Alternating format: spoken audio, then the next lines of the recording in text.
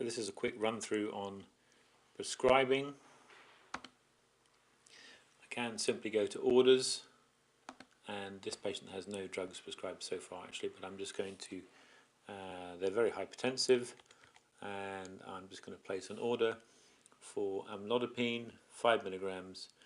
This search order actually, once you've used it for a few times, will start to become intuitive, and things used more often will come to the top of the list. But I'm going to do amlodipine, and I could actually just type amlod 5 and it will bring up just the relevant ones. So there is some smart search functionality. I want one 5 milligram tablet.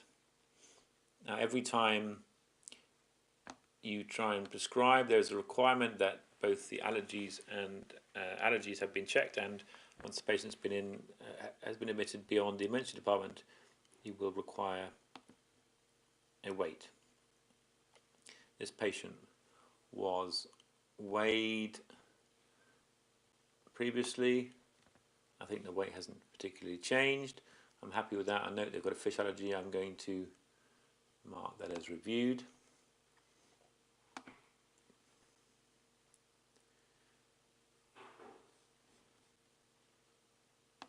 So I have my order for amlodipine, and whenever you order any drug, as a bare minimum, you will be asked for the dose, which is already completed for you, and the frequency and that kind of thing, and you'll always be asked for give first dose now. So clearly if this is an analgesic or antibiotic, that's going to be yes, but if it's a routine medication which you want to be given at the next appropriate time, such as for tomorrow morning, then you would just put no, and that will end up at 8 o'clock tomorrow morning. Clearly if the patient is very hypertensive now, I might want to give it now. So every drug, even if this order sentence is pre-completed for you, will ask you whether you want to give it now or not. If I sign that now and go to the drug chart, you will see the amlodipine is there. It's scheduled for tomorrow morning at 8 o'clock, but the nurses are being asked to give a stat dose now because this patient's very hypertensive. So that's simple prescribing. Now if we go within the workflow M page, if we take the whole process of admission, prescribing and then discharging, what I would like to show you is how that becomes a more joined up process. So we go here, home medications, there's nothing, and medications, medical devices, there's the amlodipine we just ordered. I'm going to go and complete the medical history or the drug history for this patient,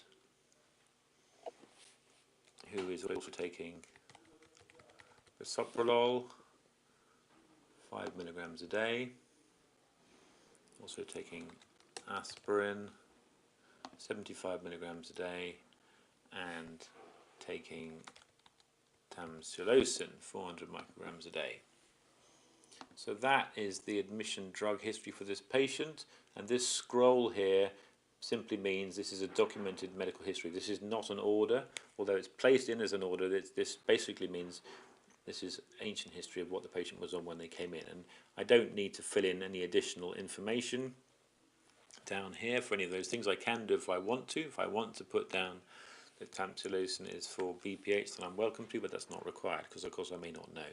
And now, having documented that history, click document there, and you can see this is the patient's admitted drug history. Now, to try and make this process slicker now, the last thing I want to do is to write them all up on the drug chart as well.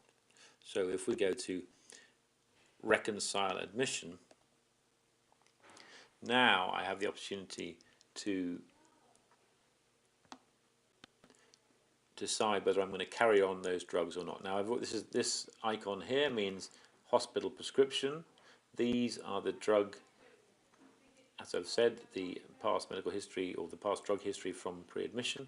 I want to carry on the aspirin, and I want to carry on the tamsulosin, but I want to discontinue the bisoprolol.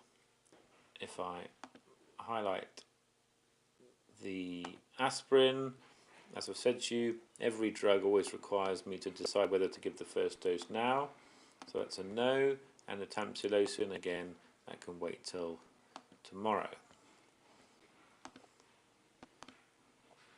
So that's fine. The other issue is I may want to add something else now. I could give an antibiotic. I can give some amoxicillin, 500 milligrams orally 3 times a day. I can prescribe direct from the orders tab, or I can prescribe from here. Now, again, I want to know, give first dose now, and the answer now is yes. Because it's an antibiotic, it wants to know how many days, how long I'm going to give it for, and I want to give it for 5 days. And because it's an antibiotic, because it's an antibiotic, I have to give an indication. So I'm going to put chest sepsis, and now I'm going to sign, and that will sign all of my drugs. And if we now go to the drug chart and refresh, you can see that we ask the amoxicillin to be given stat now, and the rest will wait until tomorrow morning. When it comes to the patient being discharged, if we go to the meds reconciliation process and the discharge summary, again we have the same process, but this time we can decide whether we're going to carry on. So it's reminding me that the patient came in on bisoprolol, but I didn't continue it, so I can make a decision whether I'm going to put them back on it or stop it. I can decide whether I'm going to continue or stop any of these other drugs that we started in hospital. And again, I would remind you, there's a separate video about the discharge process. Either you use the pill box for TTOs or you stop, but please do not use the continue button because nothing will happen. So that is how you prescribe simple medications within EPR, and we'll do some videos about some of the more complex prescribing processes such as IV fluids, warfarin, IV heparin, and some of the more complex functionality that's available at a later date.